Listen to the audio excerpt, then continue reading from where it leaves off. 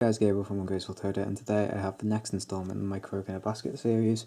This time we're looking at Kise, aka the pretty boy in the model, with our Megahouse logo down here.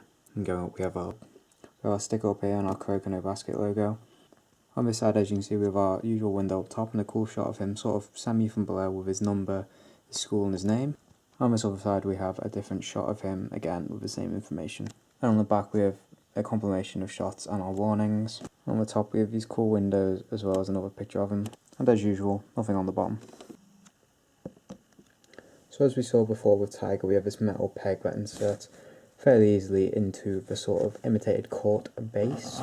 And then as we spin around, we'll see in the front again his name, his number and his team. So let's now begin taking a look at the figure. I apologise for the shakiness, but I'm going to have to go freehand for this just because of the dynamic nature of him. So as we move up, we can see we have some cool, well done definition in his calves and the lines on his trainers, as expected. Perfectly well done.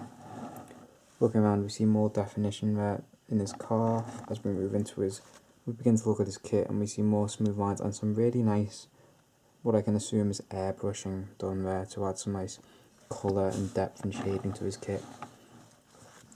Always look there into the centre, we can see his number and symbols, and I like the nice black contrast with the white and the dark blue there. I think it looks really good. Again, the detail on the basketball on these figures always blows me away. Incredibly well done. Again, sculpted fingernails also, and you can see the knuckles.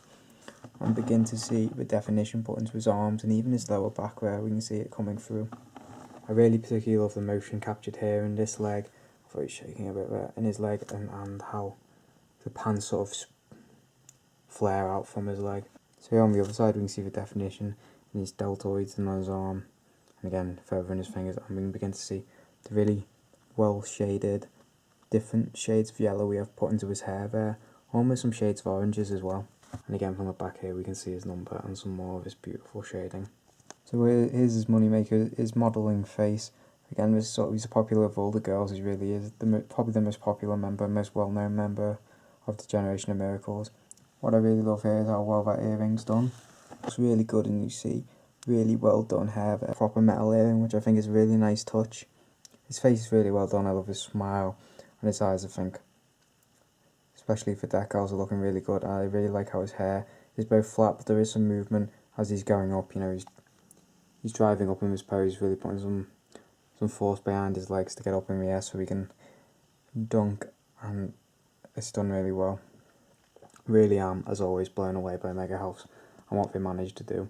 So let's measure him and take a look next to some other characters. So his height we're looking at just over 11, nearly 11.5 inches, which is about 29 centimetres. His widest point is, I believe, base to base, which is 6 inches, which is about 15.5 centimetres. His depth, this front trainer just goes over the front of the base, which is making it best part of sort of 6.5, going on for 7 inches. Which is about 16 centimetres. Here he is on a delve shelf by himself. Here he is next to 1/8 Johto Akujo.